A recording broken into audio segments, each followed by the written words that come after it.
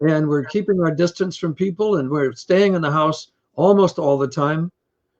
Uh, I, Wow. I am planning tomorrow to go to Costco because they have a seniors 7 a.m. to 8 a.m. seniors only, one person at a time. One person at a time. I'm going to admit though, I did get the senior discount yesterday at ShopRite. The guy said to me, "Are you 65?" And I said, "Do you want me to be 65?" And I saved $6.50 on my order. I was so excited. Oh my God. See, you guys get all the good stuff. You get to come in early. You get to get the discounts. You get on the bus for cheaper. I don't understand how you do it, but I can't wait until I'm 65. Well, the best thing of all is when you go to the airport and TSA says, "Sir, would you take off your shoes?" And I go, "No, I'm over 75." And he goes, "What?" That's almost as exciting as getting carded. Yes, yes. Well, that's not going to happen to me. I've never gotten carded, and that really upsets me a great deal. I was so excited to show everybody my license because it was like a good license, but now I have a bad license, and now they'll ask. So anyway, Don Peake, look at your studio. I mean, if that's got to be a dream come true for a musician. Where are you? Well, I'm in Van Nuys, California, which they have recently gentrified, and now it's called Valley Glen. Now, I mean, Van Nuys is Van Nuys. It just is. But these guys in the city council, they put these signs up that say "Entering Valley Glen," so So what exactly has changed? nothing. Well, yeah. Excuse me. The neighborhood is gentrified. This is a 1949 cottage, and every house on the block has been redone. And we're in a very quiet little street. It's a T intersection, so there's no through traffic. And so people walk their dogs. It's a very quiet neighborhood, and it's away from the freeways, a perfect place for a recording studio. That's amazing. How many guitars do you think you own? You know, I have three major guitars. I'm not a collector. Um, what I do have is my guitar you can see in the background. It's an ES 335 Gibson 1968. It belonged to John Phillips from the Mamas and Papas. It was a 12-string guitar, and then it was converted into a 6-string, and I purchased it in 1970 something. And it's been on all those Jackson 5 records. That guitar has been on so many records, and it's still my go-to 335. And then I have a jazz guitar, which I've had since 1958, a 1946 Gibson. And then I have a rhythm guitar from 1936, a Gibson L5. And those guitars are on all those recordings with Ray Charles, with the Jackson 5, with Barry White, with everything. Those are my main instruments. So some of the people that may not know exactly who you are, can you tell me some of the people that you recorded with? I'll be happy to. Starting with, I toured with the Everly Brothers for 3 years at the height of their career, 1961, 62, 63. And the Everlys had made all their records they did their records when I was in high school. But on the road, one time I did record with the Everly Brothers. Most of the time, I was on tour with the Everlys. Then they broke up in 1963, and I came back to Los Angeles, and Jimmy Haskell started, God bless Jimmy Haskell, started using me. He was an arranger, wonderful arranger, Grammy award-winning arranger. And Phil Spector started using me. And we recorded "You've Lost That Loving Feeling" with the Righteous Brothers. And I'm sitting with Barney Kessel and Dennis Budimir and Bill Pittman and Howard Roberts, and we are doing the Phil Spector strum on "You've Lost That Loving Feeling" with the Righteous Brothers. And then Ike and Tina Turner came in. However, something you may not know, Phil Spector paid Ike Turner $20,000 to stay away from the session. And Tina, Because he was so bad, or because he was beating his wife? because he would just interfere. Oh, he was disruptive? Yeah. So Okay. that's weird. So Phil Spector came in with Tina Turner, and we recorded "River Deep Mountain High." Probably one of the greatest recordings ever made. Big hit in England, not in the US, but that was the last great recording of the Wall of Sound. Do you remember that recording? Yeah, of course. Yes. And then all of a sudden, Gene Page was the arranger, and Gene Page said, Don, listen, we're recording Tiny Tim. Do you own a ukulele? And I said, yeah. He said, well, come over to the RCA. We're going to record Tiny Tim. And I was strumming on Tiny Tim with the ukulele. Then Don Ho comes in the room at RCA, and we recorded Don Ho. Then Mahalia Jackson, H.B. Barnum is recording Mahalia Jackson's last record, and I'm playing on Mahalia Jackson. The brother Ray Charles hired me in 1964. He was 34, I was 24. And he took me out on the road. But besides that, I made recordings with Ray Charles for 10 years. I'm on America the Beautiful. I'm on Cryon Time. I'm on Let's Go Get Stoned. All those wonderful Ray Charles records. Making Whoopee, a live recording with the audience screaming because Ray was saying, you know what I've been doing. So I mean, all those records with Ray. Barry White heard me at Gold Star when I was recording with Phil. And he took me down the hall, and I started recording Barry White. I made all the original Barry White hits with Ray Parker Jr. and Wah Wah Watson. And then, Diana Ross comes in. Motown moves to Los Angeles starting in 1969. And Diana Ross comes in with a great looking little kid, afro, big afro, and it was Michael Jackson. And this was 1969. And Freddie Perrin, brilliant arranger, passes out the arrangements, and I'm the guitar playing divisi. That means an octave above the bass. Wilton Felder's playing bass, Gene Pello on drums, Joe Sample from the Crusaders, and we recorded "I Want You Back." And you can hear me and Wilton, boom, ba da ba dee bum, ba da ba da ba da da da da da da da, bo bo da da ba. So now that's you. So little Michael Jackson, who was lip syncing. No, he was not lip syncing when he. Oh no, I'm talking like on Ed Sullivan. Oh yes, he was lip syncing. That was actually you on every one of these recordings that we've heard on the radio. Yes, that's you. Yeah,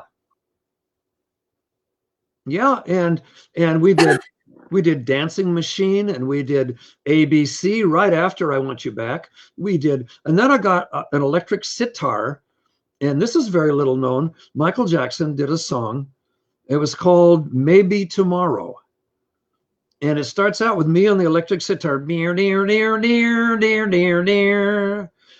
Dear, dear, dear, dear, dear, dear, dear. And then that was done with Michael Jackson. So there was a lot of hit records with the J5 and then with Michael. And then I ended up being an arranger and conducting with Jermaine and doing albums with Jermaine. Did you work with the Jacksons later on, like in the 80s also? No, not after. Well, I guess when I did Jermaine, it was in the 80s. It was later than that. Yeah. Now, you also told me this mind-blowing story that you worked alongside the Beatles also, right? Well, it wasn't quite like that. The Beatles were there watching us. We were not. Later on, we went to Germany and did gigs alongside the Beatles. But the reason the Beatles came was that in 61, we went to England. Oh, this was great. My mother was born in Sunderland in the north of England and then moved to Canada and lost her English accent. So when the Everlys hired me to go to England in 1961, I was like, oh my God, I'm going to England. I get to hear British people talk. I was so excited. And the Everlys flew me there. Joey Page sitting next to me on the airplane. And Joey Page, a great bass player, the Everlys band leader. And it's me, Chuck Blackwell on drums, Joey Page, and Don and Phil Everly. That was the tour. So we get to London, and I'm so excited. They take me to the Strand Palace Hotel in Trafalgar Square, and they put me up in a room. And now we're getting ready to, go out to dinner, but I wanted to hear British people. And so I ran outside. I ran down the big stairs into Trafalgar Square looking for British people, and there was a Cockney couple in the gutter arguing with each other, toe to toe, nose to nose. And the first thing I heard in London was, fuck off, fuck off, fuck off. That sounds about right, actually. So then we left England. We did a big tour. We came back to the States. We toured in the States. Now we go back to England, and now it's a bigger tour, and it is the Everly Brothers Bo Diddley, Little Richard. There was a house band called the Flintstones, and there was the Rolling Stones. And they were opening for us, for the Everlys. Rolling Stones were opening, like Mick Jagger Yeah. and Keith Richards were opening for the Everly Brothers. Yeah, and Keith writes about it in his book. He still remembers me. And in 1962, after one of the concerts, we went out to a little club and we sat down, and it was very clear that we were Yankees. People could just tell. We're sitting there, and the band is really good. They're playing. They get off the stage, and they come over, and they say, "Are you musicians?" And we said, "Yes, we are." And they said, "Well, can we sit with you?" I said, "Yeah." They said, "Who are you with?" And I said, "We're with the Everly Brothers." And they went silent. And they said, "Well, tell us about it." And we started talking, and it was Albert Lee, the fabulous guitarist. And sitting next to him was a guy named Eric. And that was Eric Clapton. And I'm the one who started talking to Eric Clapton about the blues, about B.B. King, and about T-Bone Walker and Blind Lemon Jefferson, and all the tradition. And Eric Clapton writes about me in his book. Just happen to know it's page 64. Oh, just in case anybody's asking. Right? Wait a second. So Albert Lee, he actually was at the Wrecking Crew show that I saw you at. He was sitting at the bar. Yeah, he's my dear friend. Wow. So now what about the Beatles? Where did the Beatles come into all this? So now we're at the London Palladium, and we're getting ready. The Everlys would hand me their guitars, and I would tune them. We didn't have guitar tuners in those days. All we had was you put your ear against the guitar and you ding, ding, ding. So the Stones are on stage, and they're not quiet. And I'm backstage, and I'm tuning, and I look over, and there's these four guys with really shaggy hair. And I said to one of the stage crew at the Palladium, I said, "Who are those shaggy guys?" They said, "Oh, those are the Beatles. They love the Everly Brothers. And that's every place we played, the Beatles were there.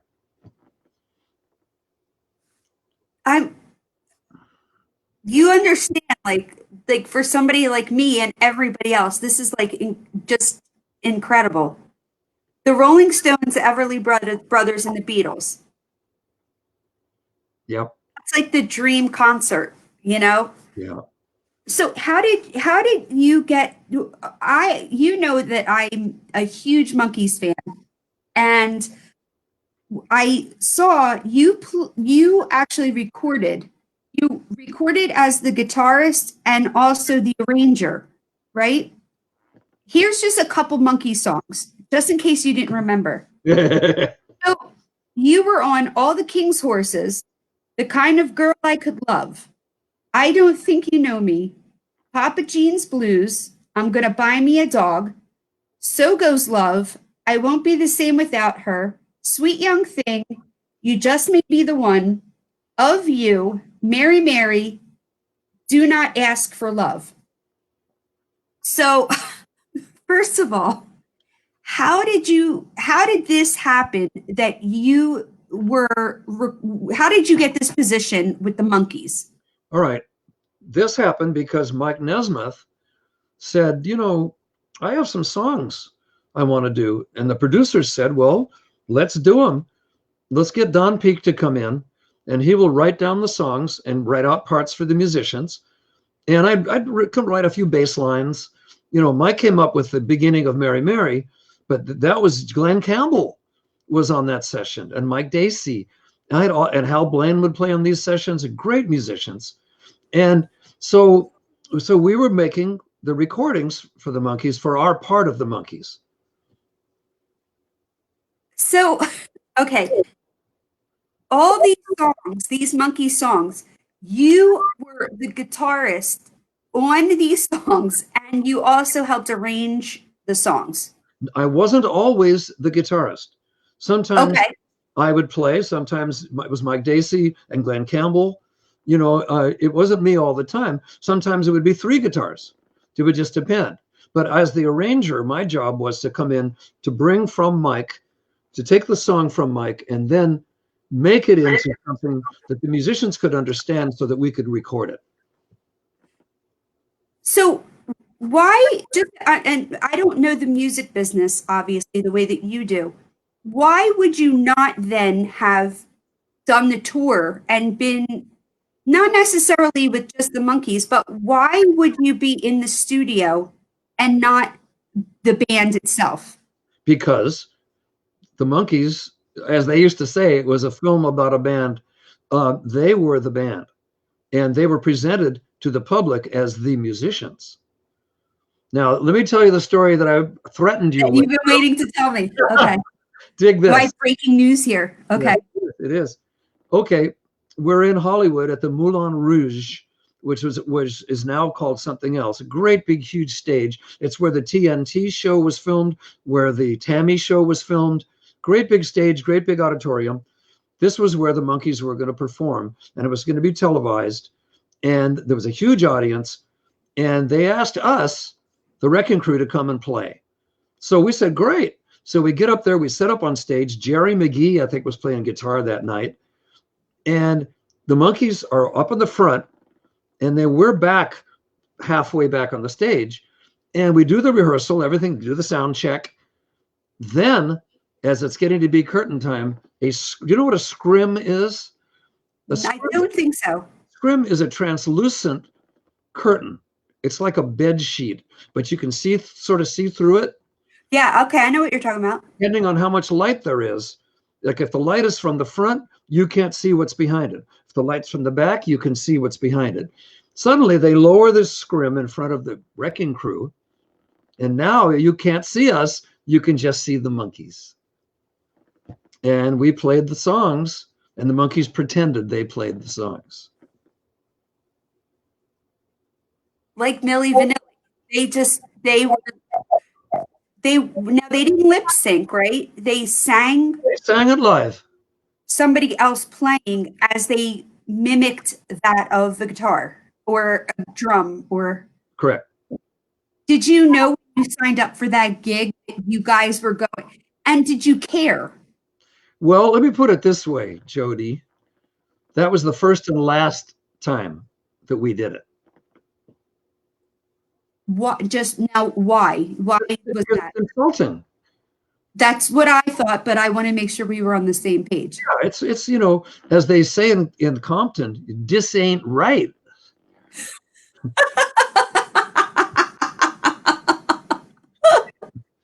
That's what I learned in the Ray Charles band. I learned how to speak that way.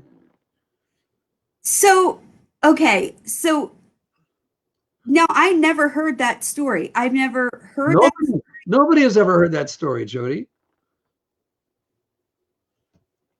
Now, when the Monkees later on, because I wasn't born, and by the time I was born, I didn't care. Excuse me, that is also insulting. I'm sorry. Damn it for time. So I did, you know, when I read that, you know, back 20 years ago, when the Monkees had come into my world, it was the 20th anniversary. Of course, now it's the 50th anniversary. So, you know, that just shows you how old we all are. But I read about, yeah, they didn't play their own instruments, but in the 80s, I grew up with Madonna and that crap. So some people like it, not me, but I was used to there being a face and then not knowing who the band was. Back then in the 60s, when this came out that the Monkees were using different musicians, everybody was using different musicians, weren't they? Or a lot of bands were using different musicians. Oh, yeah. But those people did not go on stage and pretend, except for the Jackson 5, who also, if you watch their videos, look at their hands, they're not moving. They've got the great choreography, but they're not playing. Now I have to backtrack here because Mike Newbrough is a very good musician and is a player. Peter Tork is a great musician and a great player. So it's not that all of them couldn't play. It's just that in the setup, the way it was, also, we could make a recording in 3 hours. You know, some of these bands would go in the studio for a month and come out with 3 songs. So just from the point of budget, they could send in the wrecking crew and we could make the record. Now, I was telling you earlier, I really didn't ever know of the Wrecking Crew until maybe 15 years ago. I started hearing of interviews that were being done. I feel like it might have started around stuff with like Brian Wilson. Mm-hmm. I didn't really know about a movie. And after I saw the Wrecking Crew perform the Glenn Campbell tribute, I went back and I watched the Wrecking Crew movie and I understood the whole story about how this all came about. How did the Wrecking Crew exactly form? It formed because Cher said it in the movie. She said, you know, I would go to the sessions. By the way, Sonny and Cher first came in the studio as Caesar and Cleo. And I was in the band, and I had my acoustic L5 guitar, the one that I did on You've Lost That Loving Feeling. And they said, here's a song. It's called Baby Don't Go. And Sonny played it for us on the piano. And then I came up with a little lick, and I did this little tremolando, and that was Baby Don't Go. Well, they presented it to Atco Records, to Ahmet Erdogan at Atco, Atlantic Records. And he hired them, and they became Sonny and Cher. And the next week, we went in and recorded I Got You, Babe. And I'm lead guitar on I Got You, Babe. And then now, that's me on I Got You, Babe. So I became lead guitar player for Sonny and Cher in that period. So going back to how did the Wrecking Crew form? We were the A-list. And people would wait until they could have a session where we could all come. They would call us. We would do 3 sessions a day. We would do a 10 to 1, take a break, 2 to 5, take a break, 6 to 10. And this was our daily routine every day. And we would record. Earl Palmer said, you know, we did an album in one day once for a company. The hired us, we played in the morning, took a break, played in the afternoon, and made an entire album. But Yeah, I'm sorry. It's okay. But they would send a band on the road. There was a band called the Marquettes who had a hit record. But we didn't want to go on the road. We were the Marquettes, but we didn't want to go on the road. So they would get some young guys, send them out. So okay, that was, I think, what I was going to ask you. You were invited to be the band. You chose not to be the band, stay in the studio, work the hours, not travel, and be on the records without the accolades of being on stage. Right. What other groups now? But you were in the Ray Charles band, though, or orchestra, correct? I was, and I traveled with Ray until he was arrested in Boston a year and a half later for heroin addiction. The feds were waiting for him at the airport in Boston, and we all came, we landed, we went to the hotel. Ray went back for the drugs, and the feds were waiting, and they arrested Ray. So we were sent back to Los Angeles. And so that was the end of my touring with Ray, but he continued to hire me to play on all the records. Ray Charles did some amazing records. Eleanor Rigby, nobody knows about that recording, but it was fabulous. It Isn't Easy Being Green, Kermit the Frog song. I'm playing on these songs with Ray, and they're fabulous. And so I continued to record with Ray for 10 years until 1974. Was he a genius? Absolutely. Absolutely. He could sit there at the rehearsal. He knew the arrangements. He knew every note in these arrangements. And with a big band, there are chords like you play on a piano. If you got 4 trumpets, you have 4 notes. Brother Ray would stop. He'd say, second trumpet, that's a B flat. I mean, he knew everything. And then one night, later on, he hired me back. In 93 and 94, we went back on the road together. And we were playing a concert with a huge orchestra in Philadelphia. And just me, Peter Turi, Benoit Gray playing bass, Peter Turi on drums, and what the musicians like to call a sea of toupees. All the violins surrounding us. And we were playing, and we were playing a tune, and we were moving pretty good. And Ray reached under the piano and pulled out a saxophone. and stood up and played a jazz alto saxophone solo a la Charlie Parker that was killer sax play. And I was like, what? So you didn't even know he played, and then he just pulls this instrument out and plays it. Burned it up.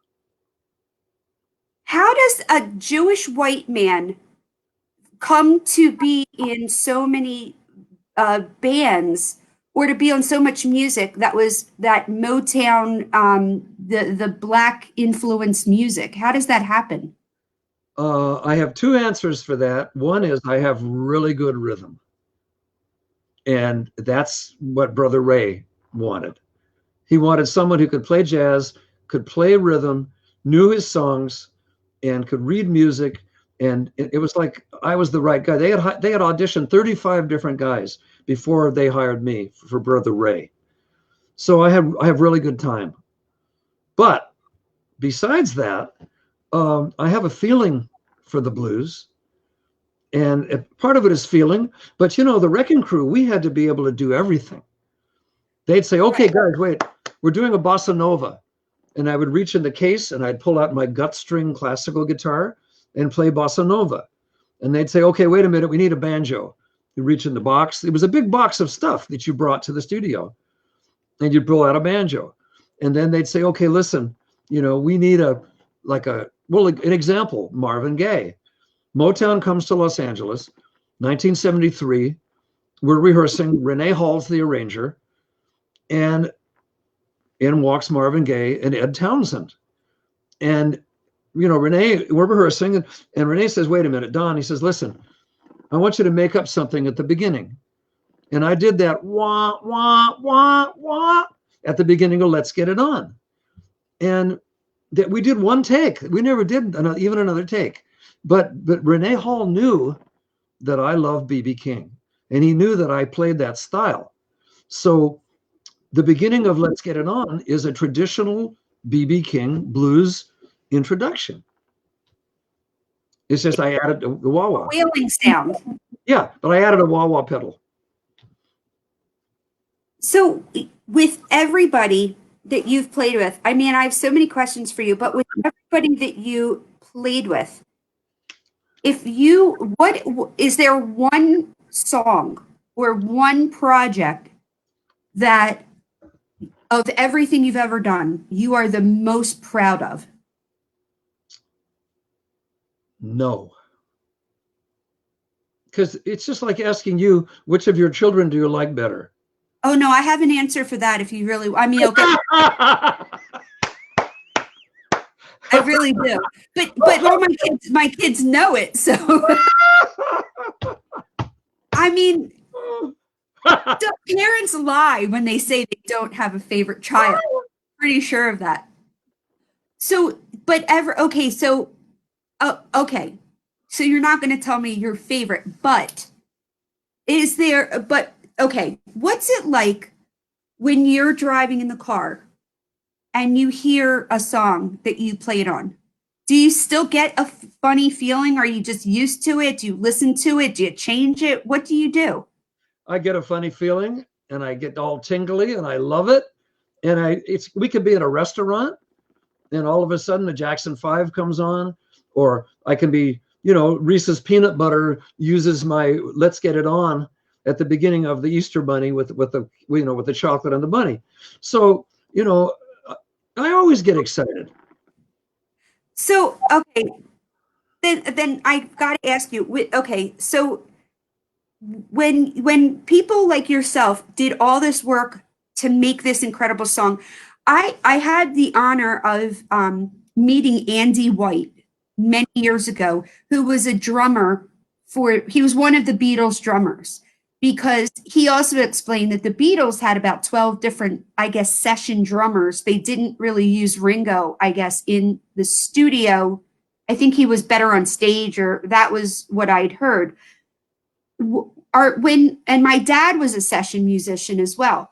I know. You compensated only for that session, and if that record becomes the largest selling record of all time, do you ever see another penny from that, or are you paid up and that's the end of it?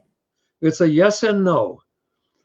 First of all, the laws are different now. The copyright laws are different.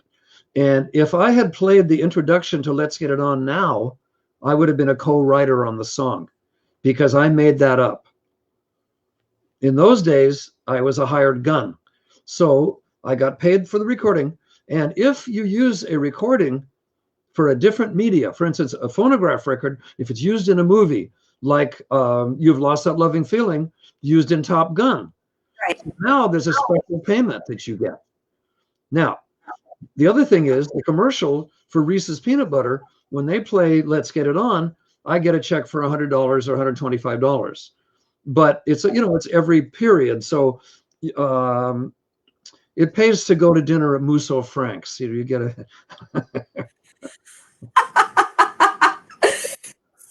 So now what about you moved into orchestra work? Because I was reading that you did the music for The People Under the Stairs.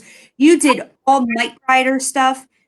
By that time, did the laws change? No, it was much later. But as a composer, as when I did the music for Knight Rider, I was hired after the first 12, and I did 77 episodes of Knight Rider. So I was writing music day and night. And that's why my hair is gray. And so I was a composer. So Universal was the publisher, but I was the composer. So I still get royalties as a composer. What exactly is the difference? Because you wrote, is that similar to how, like, Michael Nesmith just sold all his rights to his songs, I guess? Mm-hmm. Is that the same? Is it the similar? Because there's no words, but it's still your original music. Is that correct? Correct. That's just unbelievable. And yet you don't have a favorite project or a favorite song. Well, it's like you asked me how many guitars I have. So I have 3 guitars, plus a bass guitar that Mark Willis loaned me, and my electric sitar that Mark Willis loaned me back. I sold it in 1974. And for that Michael Jackson that I mentioned, I sold it when I decided to become an arranger and I wasn't going to be playing so much. Well, I was on the radio doing an interview, and all of a sudden, the gentleman said to me, well, Jeff Floro, he said, Don, do you have any regrets about selling anything? And I said, oh, man, I wish I had my electric sitar. Well, months later, I was doing a jazz concert, and a young man walked in with a square box, and I knew that was a choral electric sitar. And I said, oh, my God. And he said, yeah. He said, I want to loan this to you. And I said, oh, my God. And I showed the audience. And I said, look, the choral electric sitar, like I used to play on Michael Jackson. And Mark Willis yells out from the audience, that's yours. I bought it from you in 1974, and I'm loaning it back to you. So it's is that what you bring to the Glenn Campbell shows with the Wrecking Crew? No, that's a bass guitar that I bring to the Glenn Campbell shows from Mark Willis. Yes. See, people think I don't pay attention, but I pay attention. When I saw, so the original members of the Wrecking Crew, you, Don Randy. Chuck Berghofer. Now, Chuck Berghofer, he is the gentleman who plays the bass. Is that correct? Correct. So something that I noticed is that I've always had this argument that when the lead singer of a band leaves and they have a different lead singer, it's not the same band. I don't know why I feel that way. And some people agree with me. But if Bon Jovi left tomorrow and he was replaced by somebody else, to me, that's no longer Bon Jovi. No, but actually, there's a guy, though, that mimics him. There's a guy that does a sound alike. His name is John Jovi. John Jovi. Now, when I heard Chuck play, I think it was These Boots Are Made for Walking. Is that him at the beginning? That dun, dun, dun. Yeah. I have heard other people play that song. There is, and I don't know how to explain, and I've tried to, how it sounds different. I don't care if 100 musicians play it. To me, there's a vibe hearing it from the people who actually thought it up, and the way that the sound comes out, I felt like I was listening. I wasn't listening to the singer because I think one time it was Coco Dolans who did it, and then one time it was Kiki Ebsen, Buddy Ebsen's daughter. But when I heard that and the band, I didn't listen to the sound of the vocalist. I was listening to the music for the first time. Mhm. It's odd because I don't normally do something like that. I was blown away. When you guys did You Lost That Love and Feeling, there was something about hearing the music from the original musicians that it didn't matter to me who was actually the lead singer in it. It just sounded more authentic. Is that possible, or am I just crazy? And No, you're absolutely right. Here's the deal. Marty Ross and Gary Stockdale did such a great job singing Loving Feeling. But Marty said to me, he said, Don, it's so nice to sing in front of you guys because I know the music's going to be right. You play with bands, there's people who play, but the Wrecking Crew, even though there's not a lot of us left, when we play together, it's right. is the Wrecking Crew technically something that will never end? I know that there's the Wrecking Crew guys and also Carol. Is that who it was?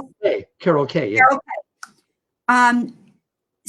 But the Wrecking Crew, the idea of the Wrecking Crew, that's always going to be a thing where there's studio musicians versus the musicians who are on the stage. Is that right? That is correct. I'd also like to point out the wonderful musicians from Motown from Detroit who were called the Funk Brothers.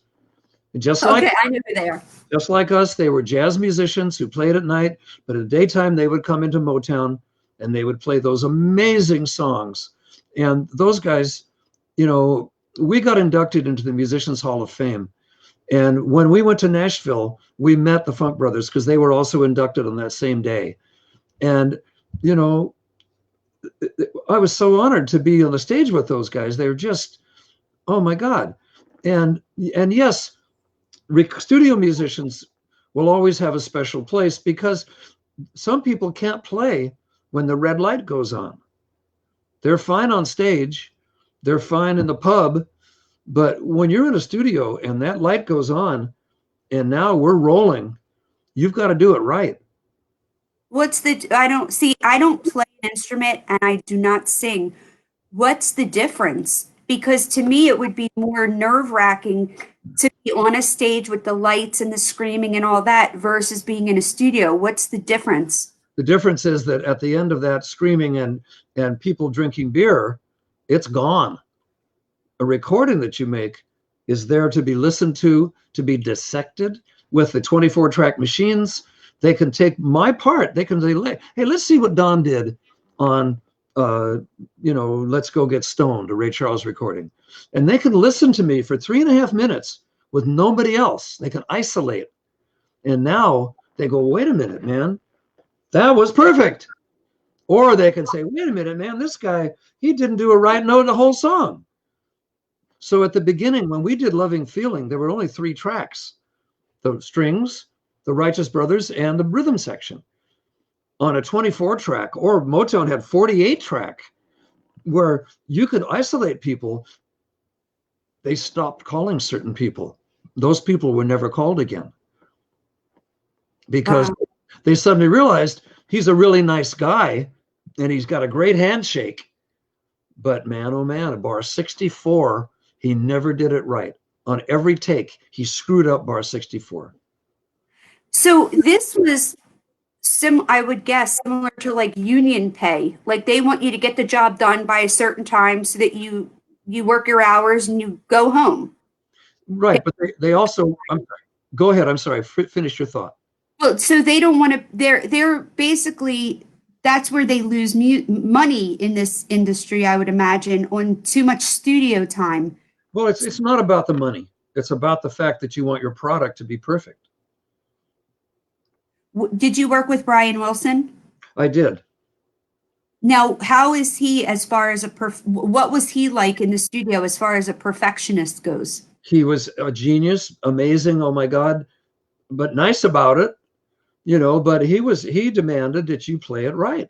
Now, the same with Jan and Dean, Jan Berry. And by the way, I don't know if you know this, Jan and Dean were friends with the Beach Boys, and they would sing on each other's recordings. They would hang out with each other.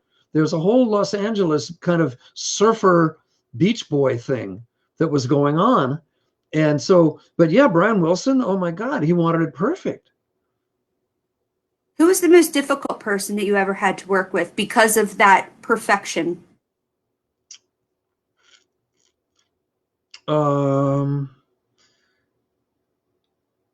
The reason I'm hesitating is because later on, Ray Charles got a bad reputation for being demanding, but that was because Joe Adams, in order to keep more money, was hiring worse and worse musicians and hiring high school guys to go out on the road with Ray, and Ray was going crazy. But in the studio, Ray was a peach. He was wonderful because we played it the way he wanted it. And it was a big love fest. It was fantastic. Why did you never go back out with him after he fixed the drug situation that he was in? Well, by that time, I was starting to do some arranging. I was starting to play with Barry White and various people. And being on the road with Ray was really hard. Being the only white guy, being in a place where they didn't allow white people in the hotel, or in a hotel where they didn't allow black people, or being at a concert where Governor Wallace in Alabama tried to take me off the bus because I was the only white. They actually sent troopers on the bus. You don't know the story.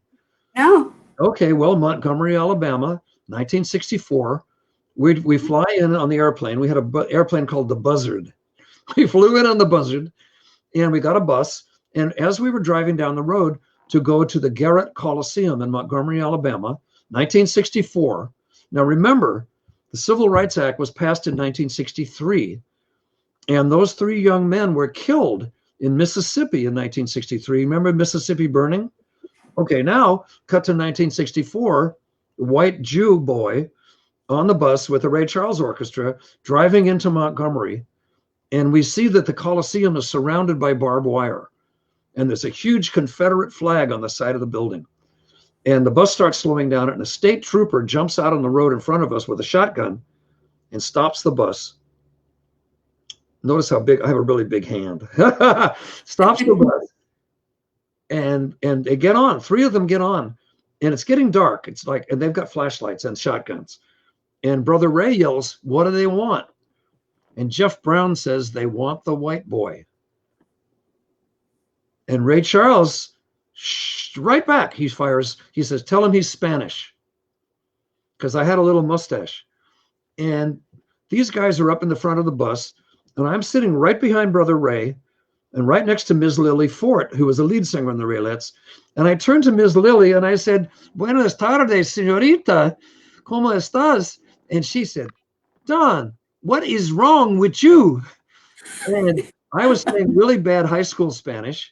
And these crackers, these white guys, are up in the front of the bus arguing about, am I white or am I Spanish? And finally, they said, let them go. They got off the bus and we turned into the Coliseum. And I realized I'd been holding my breath for 2.5 minutes. And I finally went, oh, took a breath. And the rest of the band was like, oh my God. And we rolled down into the Garrett Coliseum. And this is a big stadium. And so we were in the men's dressing room and the girls were on the girls' side.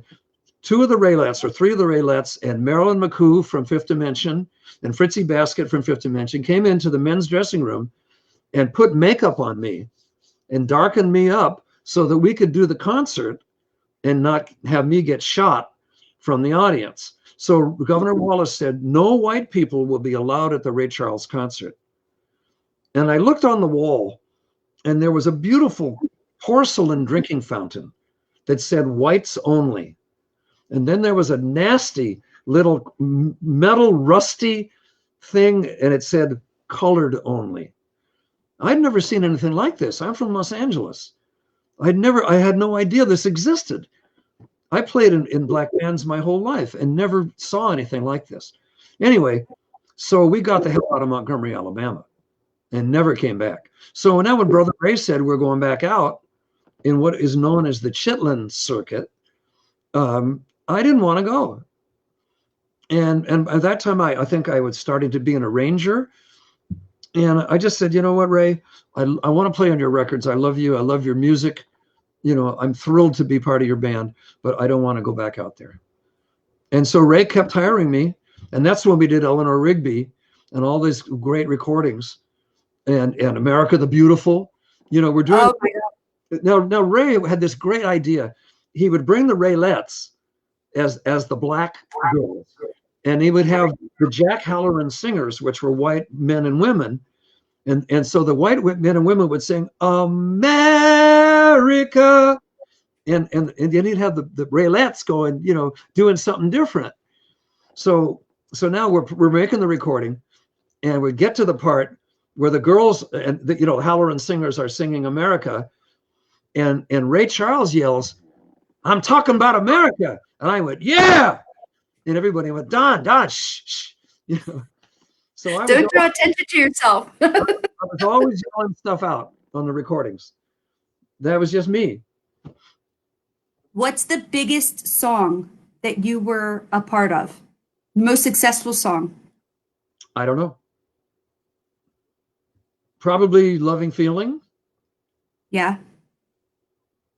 And you don't think, you know, when we first started talking, I asked you a question about being famous, and you said, I'm not famous. I'm not.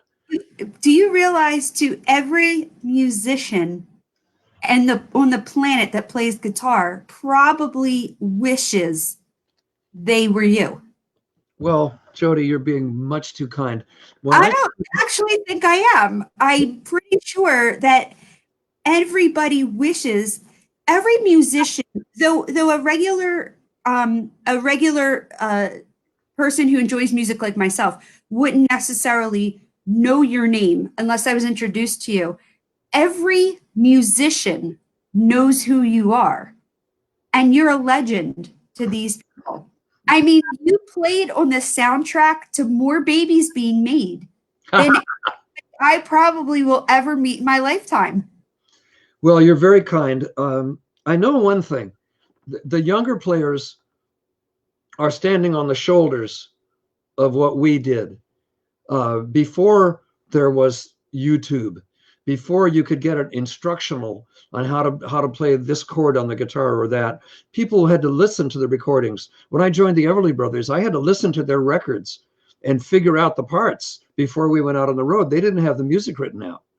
So we learned the hard way. I'm so proud that I got to play with the Everly Brothers. It was such a great experience.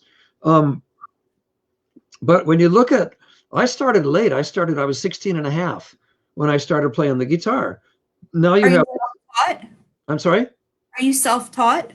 Well, I started that way. But do you have time for the story? Where am I going? Quarantine. I'm here for at least a month. Well, I'm going to turn on my amp for a second. Hold on. Dad. Now, just so you know, Don did decorate that shirt for me. He told me that he painted all those guitars on right before. Up all night. Up all night.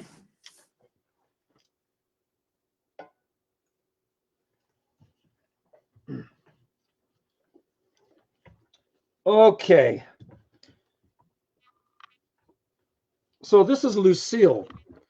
This is the guitar that was John Phillips' Mama's and Papa's guitar.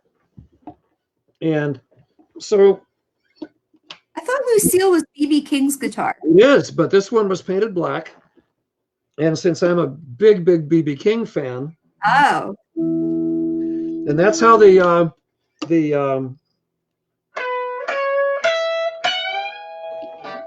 that came from a B.B. King lick. So anyway, so now I'm a young boy. I'm learning how to play the guitar. I go back to high school after my summer vacation, and I learned A minor. Can you hear that? Yeah. Is it loud enough? How's this? Perfect. Okay, so I'm learning how to play the guitar, and I'm singing in the a cappella choir at Los Angeles High School. And Bernice Hutchinson our choir director, said, listen, Stephanie, our beautiful Stephanie, is going to sing on a show called Coca-Cola Spotlight on Youth. And we need someone to accompany Stephanie on a folk song called Black is the Color of My True Love's Hair. So I bought a guitar. It was a piece of wood painted green. And I was already practicing. And so Bernice said, anybody in the orchestra, in the a cappella choir knows how to play guitar. And I said, well, I'm learning. She said, well, can you play this song? And I said, what are the chords? And she said, A minor, D minor, and E major. And I said, I know those chords. So I could go, and then it goes, and then it went, okay? So I got hired to accompany Stephanie Rosner on Spotlight on Youth in my senior year of high school. It was my first appearance as a guitar player. So now my cousin Richard has a guy who's coming over to the house. His name is Tony Casanova. And Tony Casanova has a girl group. And he's a guy with Vaseline in his hair, his slick back hair, And the song was a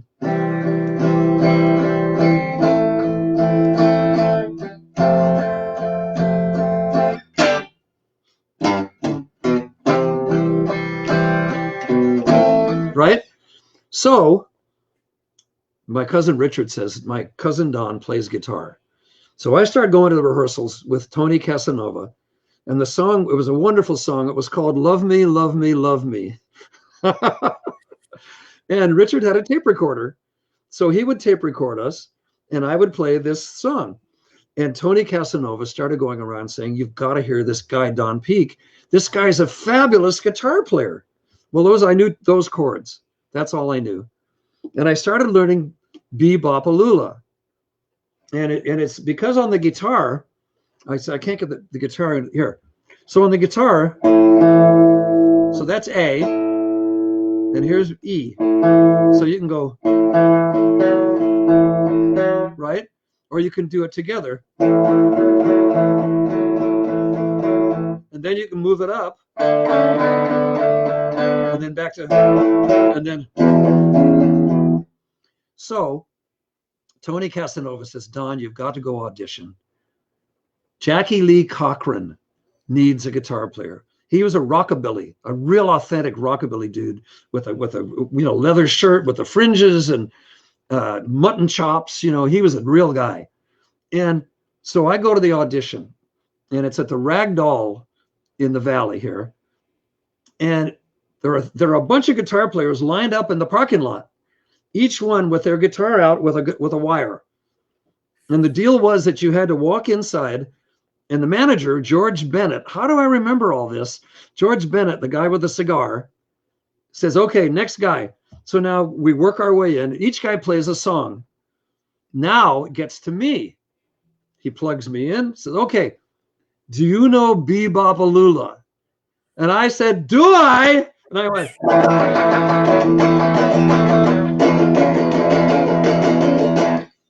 And he says, oh my God, hire this kid. So, oh my gosh. So he hired me. And now, opening night, I go up on the stage and there's Jimmy Sklar is playing piano and Chuck Blaylock is playing saxophone. And I forgot the drummer's name. And oh no, it was Merle. God, I can't Merle. I'll think of it. Anyway, so we do. The audience is cheering. Jackie Lee Cochran comes up. We do Bebopalula.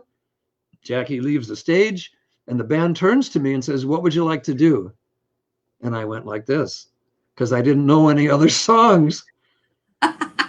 So we were fired after 2 weeks. We were given our notice that night, but I started, meeting other musicians around the valley and going to practices, and I was learning.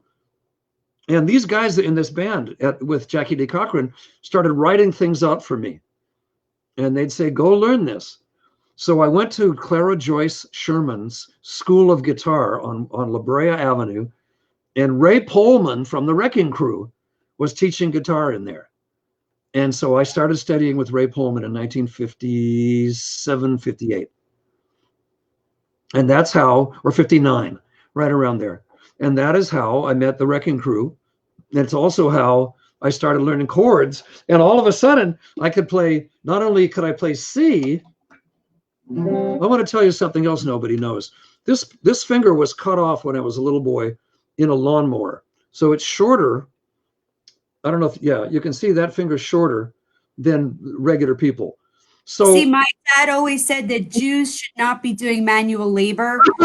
well, So this is exactly why I tell my husband I'm not doing any housework, because it's dangerous. it is dangerous and it's against the religion. But when I was a little boy, we had a guy, a lawnmower guy, and I stuck my finger in the lawnmower, and that's what happened because I was watching the blades.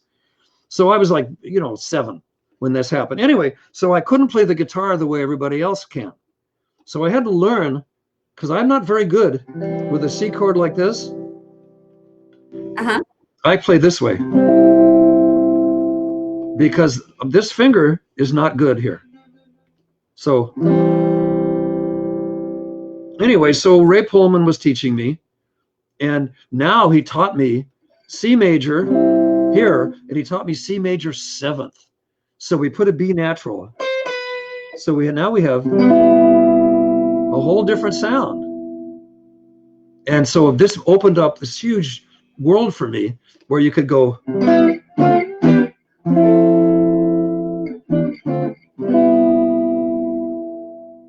Do you have a favorite song to play? Say it again, please. Do you have a favorite riff or a favorite song that you like to play? No. How about the beginning to Mary Mary? Do you remember that? Well, I didn't play it. Remember, Glenn Campbell played it. No, I know he played it, but you organized the music for it. How about that? We'll keep you. Does that sound authentic? Listen, it's as good as it's going to get for me. I mean, this is, when you did the Wrecking Crew shows, why did you guys decide to focus more on Glenn Campbell music? Because we all knew Glenn. We played with him every day. He was our friend. He was our bandmate. He went on to do but also the songs are so great. I mean, oh my God, the Jimmy Webb songs, all those things. But when you ask me what's my favorite thing to play, probably it's this.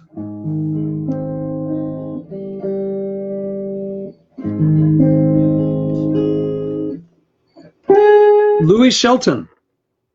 God bless Louis Shelton. Going. All right, that was his part. My part.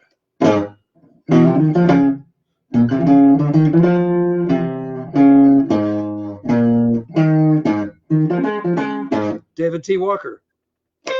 I'm sorry. So David T. made that up. I'm sorry. But this part was written. Freddie Perrin wrote this out. That was written out on a part. So that's one of my favorite things when I pick up the guitar. Or Freddie King. I love Freddie King. So I do that stuff. You're just unbelievable. Once all of this is over with, are we going to see more Wrecking Crew shows? Yes. Oh God, yes. Yes, we were booked to go into Bogies and do 2 more Glenn Campbells, but we're starting to expand it. This is one of the things that I want to do now is expand the Wrecking Crew. There was Don Randy always talks about me as an arranger. So I dug this out. Now, this is 1966. If I Were a Carpenter, Bobby Darin. Bobby Darin hired me to arrange his song. And I ended up playing on the record also. But David Cohen played the beginning, and then anyway, Bobby Darin said, "Look, Don, I want you to play rhythm." So when the guitar goes, it goes.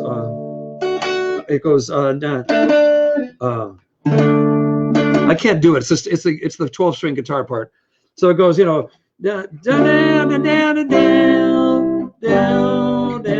right? And then I come in.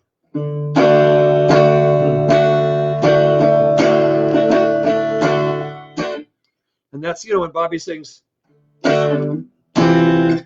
So that was If I Were a Carpenter. That was my first arrangement. I was scared to death. I was so fearful. I had written this thing out. I had hired a string quartet, Hal Blaine on drums, Bob West on bass. It was an amazing band. And the strings are supposed to come in like after a certain period, like 16 bars. And I was scared to death. And I was backing out the door at Gold Star. I had the door handle in my hand, and I was leaving the room in case it sounded terrible. But it sounded pretty good. So I came back in the room, and it worked out.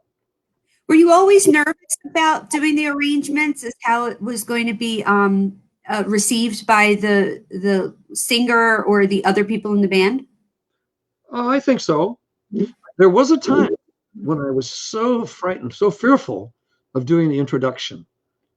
And I would sit around for hours and hours and hours just fixating on the introduction. But I realized that the introduction is contained somewhere in the song. It's hiding in there. And if you work on the song, start at letter A, we call it letter A. As you're working on the song, the introduction will make itself apparent. Wow. So I want to just bring up, you were, because of all of this, with the world being on hold, you were supposed to actually receive an award for all the work that you do with the kids, right? You teach still. Yes, I teach at Bridges Academy in Studio City. Hold on, I want to put this guitar down. Take your time. There, that's okay. I don't like leaning guitars. So I was hired 10 years ago to work with extraordinary kids who are in the spectrum. Perhaps they have autism, perhaps they have OCD, perhaps they have ADHD. I was a nerd. I have OCD. I'm also dyslexic and never really knew about it until I was writing the scores for Knight Rider. And I would notice that I would invert the F and the G in the bottom of the bass clef. And I'd have to go back over the score and check myself because I was just a little dyslexic that way. But I was introduced to Kyle Whitland and Dylan McKenzie from Bridges Academy. And they said, look, these kids are terrific. They need someone that has band experience. They need someone like you, someone who's been out there, who knows the music business. And I said, I would love to do it. So here we are now, 10 years down the road, and, teach them. I always call it taking it to church. The difference when Ray Charles, I'm going to get my guitar again.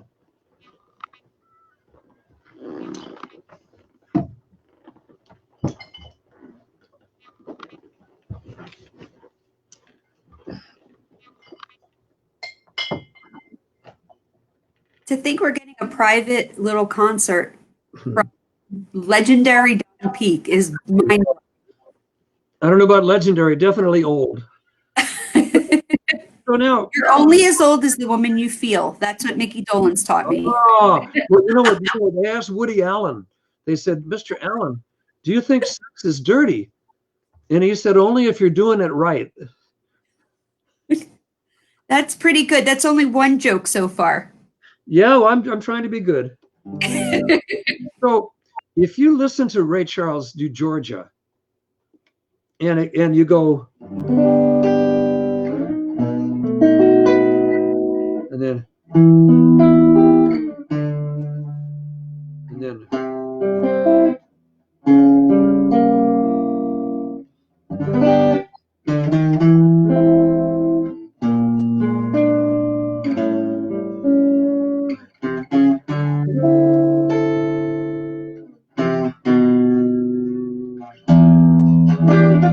point is, Ray Charles goes, and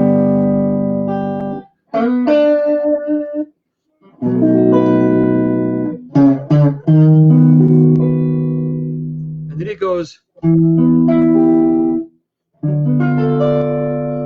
that's it.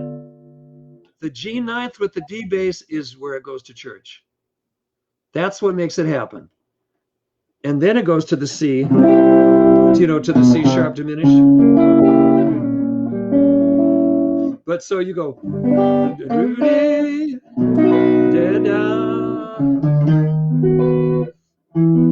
da-da-da-da-da.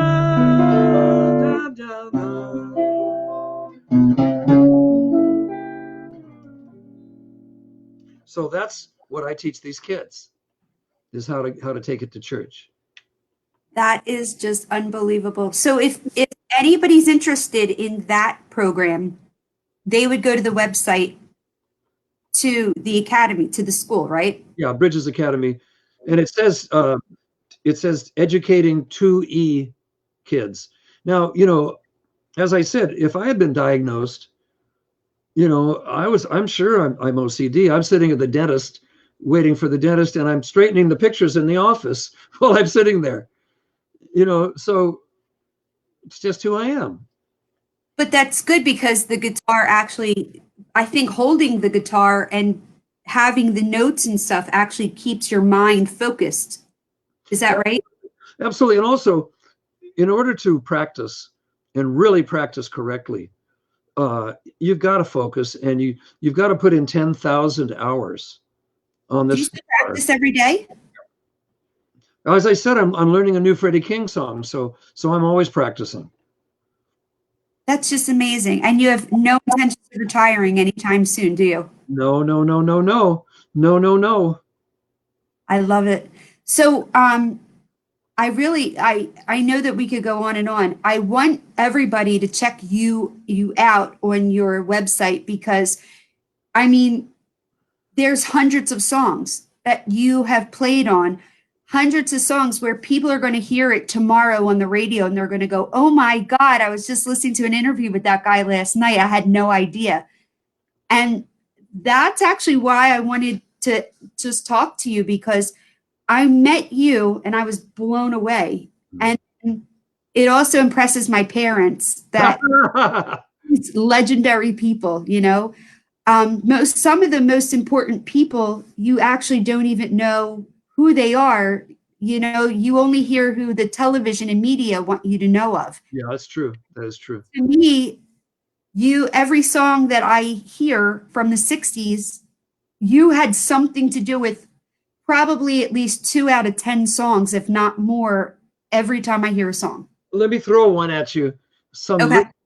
They're not little known, but they're kind of obscure. Like, if you're going to San Francisco, wear some flowers in your hair. Do you remember that one? Of course. Well, I'm playing on that with Gary Coleman playing. He played the Glockenspiel, and I made up my part on that. But I want you to check out "Baby Don't Go," the Sonny and Cher. I also want to check out Ray Charles doing "Lucy in the Sky." Yes. Well, you should also check out Ray Charles' Eleanor Rigby. I'm sorry, Eleanor Rigby.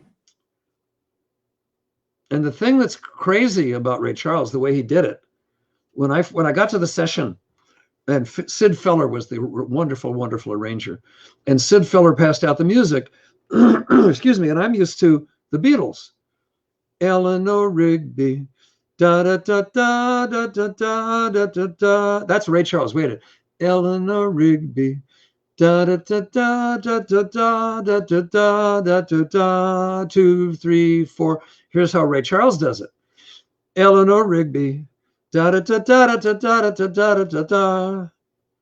4. And I went, what? And then, of course, everybody went, Don, shh. And also check out Blue Moon of Kentucky. Okay. Because Ray Charles came out, we were in his studio, and I'm sitting behind my music stand, and there's microphones and wires. And Brother Ray yelled, "Hey, Don." And I went, "Yeah." And he walked right up to my music stand and stopped. And he said, "Listen." And again, the Jack Halloran singers are all standing around, and the Raylettes are there. And he goes, "Listen. And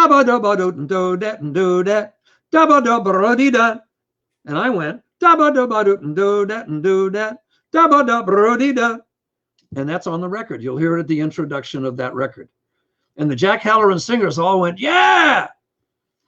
So now Ray Charles takes the white girls and the white boys and has them singing about, has Blue Moon. And when it comes to, let's see, somehow the white, anyway, there's the white people are singing, and the Raylettes come in, keep on shining, and they're doing the black thing, and it's fantastic because Ray Charles loved those country songs. How about that? He seemed to get for a guy that couldn't see. You have him like he moved around and yes, they called him the Bat because he'd walk around his building, the Ray Charles building, and he knew he would sometimes he'd keep the lights off, which was very funny, but he would walk around and he'd go and he'd bounce the sound off the wall and he'd know where he was. And he would walk around in that building. God bless him, he was the best. That's something I would never have thought to look into Ray Charles because just wasn't my time frame. You only listen to a lot of times what you're raised with. Sure. Now I'm going to listen to and for you on these records. Is it possible he didn't know you were white? Is that he knew? They said there's a white boy coming in. Oh, of course, because first of all, I speak differently. People would tell him for sure, and then, but in the bus we'd be traveling, and Brother Ray always had us sit in the same seats. So in the front was two Raylettes, then was Brother Ray and another Raylette, then me and Ms. Lily, and Ray would go, Don, get your guitar. And you remember Roger? God.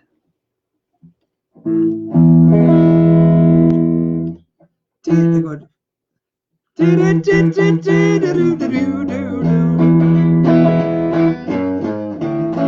that? Roger Miller? I don't, but now it's called Dang Me. Time to look up. Well, it was called Dang Me. And I would play I'd play do. And Brother Ray would sing, he would sing da da da.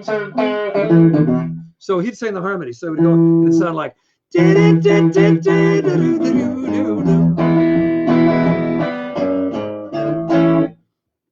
called Dang Me. And Ray would laugh. He'd say, Don, get your guitar. So this is, what a history to sit in front of, 17 musicians blowing as loud as they can. And Ray would keep me right next to him and do these songs. It was a privilege. Did you ever keep in touch with him closer to the time that he passed? No, he went on to do things and I went on to do things. And